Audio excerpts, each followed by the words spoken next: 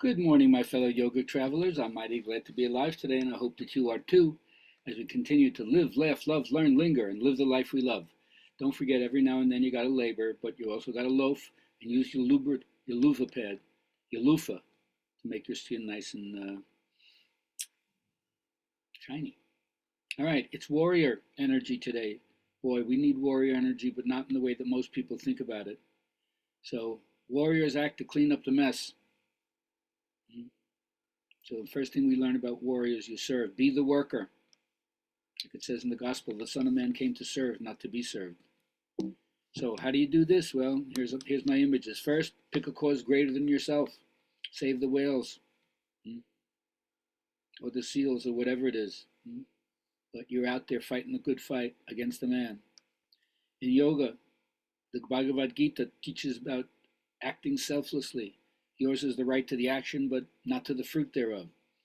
So behind Krishna is the cosmic Krishna. So dedicate whatever you do to your form of deity. Now, sometimes we've got to fight the fight, fight the good fight, even against overwhelming odds. But in a righteous cause, you're willing to do that. Just like Hercules, Herculean tasks will be required of you, and you'll be given the skills and then even superhuman strength. If you're not sure what the 12 labors of Hercules were, get your mythological thinking hats on and find out. Now, I love the idea of the samurai, which now introduces the idea of code of honor, the bushido.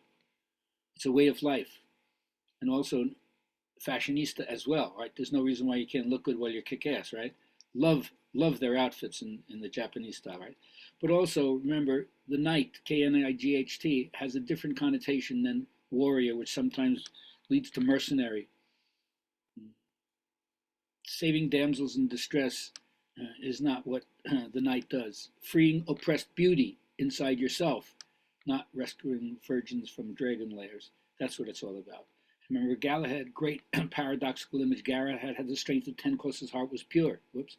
But yet at the same time, he was the bastard son of Guinevere and Lancelot. So even in the midst of what we think is courtly, knightly chivalrousness, and yet he was produced out of wedlock, but somehow it didn't stop him from being one of the two knights who actually perceived the Grail directly. So battles are fought often to take over territory. So many inventions come from the military seeking better ways to do things, which initially means better ways to kill other people, but also to save lives, and other inventions that come out. I'm not justifying war as a way to be creative, but part of the warrior is strategizing and finding out better ways to do things. Now, warriors also are disciplinaries, whether it's your mom teaching you the tough edge of socialization, or whether it's your master sergeant.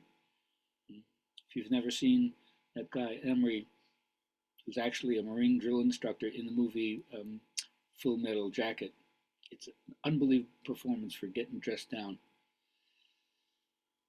Part of the warrior is to excel, to be the best you can be, to be the champion, the king of the hill, find the Olympian within you, learn how to be a winner, numero uno, accept competition to bring out the best, so you don't mind being tested, being in a contest, and winning.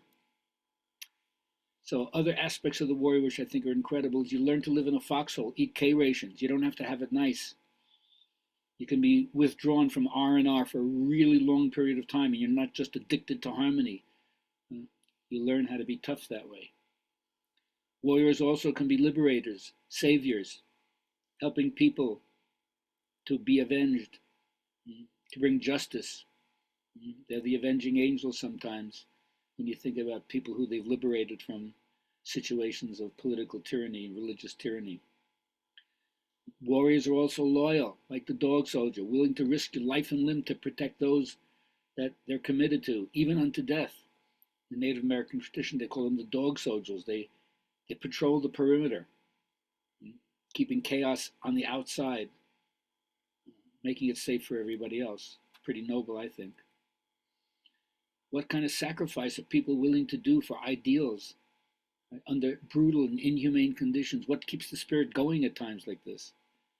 Well, you got to find the throne that's worthy to be loyal to. Then you found your transpersonal end that would make you be willing to do this. Whether you get medals, chevrons, insignias, mere status symbols within the hierarchy, but it's meaningless if not shown deference and respect when warriors return from battle. We've done a really poor job in our country. But you take an oath, you live by principles that are inviolable standards below which you're not going to fall.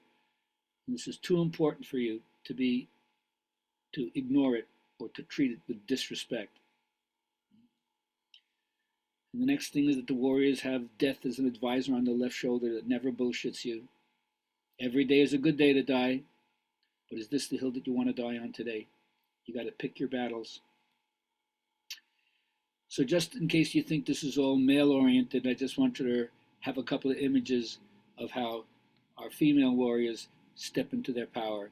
Whether you're Xena, warrior princess, whether you're Wonder Woman, the Amazon heroine, whether you're Medusa, the shadow warrior who turns you into stone by mere glance, whether you're Joan of Arc, where God tells you to take up the sword, so your teenage idealism can make you be willing to die even at a young age.